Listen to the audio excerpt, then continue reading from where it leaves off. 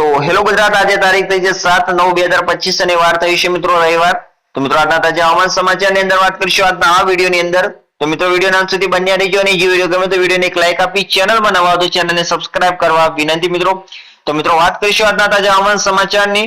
તો કે મિત્રો ગુજરાતના માથે વરસાદી સિસ્ટમ ડિપ્રેશનમાં ફેરવાઈ અને 3 દિવસ ઉત્તર ગુજરાત અને સૌરાષ્ટ્રના 13 જિલ્લામાં સર્જાશે મેઘતાંડવ।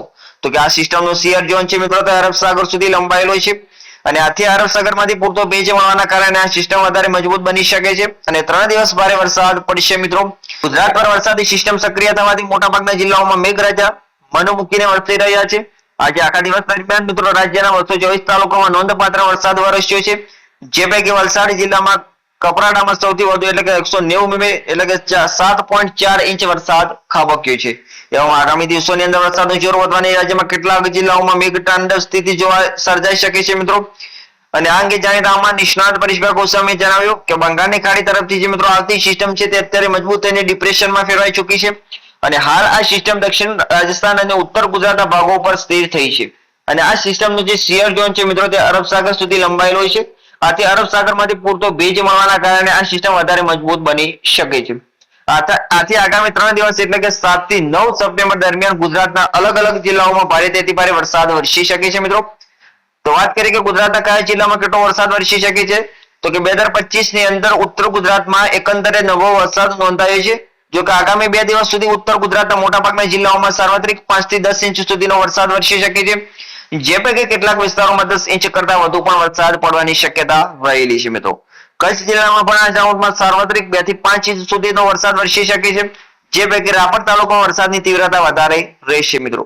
ને મધ્ય ગુજરાતની વાત કરીએ મિત્રો તો કે આગામી 3 દિવસ ગાંધીનગર જિલ્લામાં વરસાદની તીવ્રતા થોડી વધારે રહેશે અને આ સિવાય અમદાવાદ, આણંદ, નડિયાદ અને વડોદરા જિલ્લામાં 2 થી 5 ઇંચ અને એકાદ સેન્ટરની અંદર 5 ઇંચ કરતા વધુ વરસાદ વરસી શકે છે મિત્રો।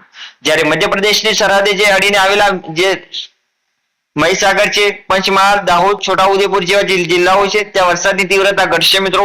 જો કે અહીં પણ 2 થી 4 ઇંચ સુધીનો વરસાદ પડી શકે છે। દક્ષિણ ગુજરાતમાં પણ સાર્વત્રિક વરસાદ વરસશે મિત્રો।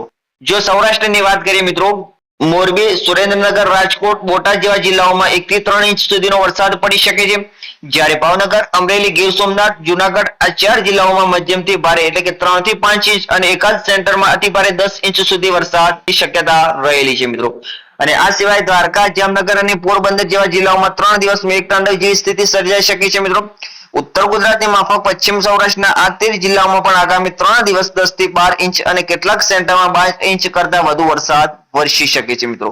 તો મિત્રો આ હતા તાજા હવામાન સમાચારની અપડેટ। તો મિત્રો મેં આશા કરી છે કે તમને આ વિડીયો ગમ્યો હશે તો વિડીયોને એક લાઈક આપી દો અને જો તમે ચેનલમાં નવા હો તો ચેનલને સબસ્ક્રાઇબ કરી અને બેલ આઇકનને દબાવી દો, જેથી કરીને તમને દરરોજના તાજા હવામાન સમાચારની અપડેટ જે છે સમયસર મળતી રહે।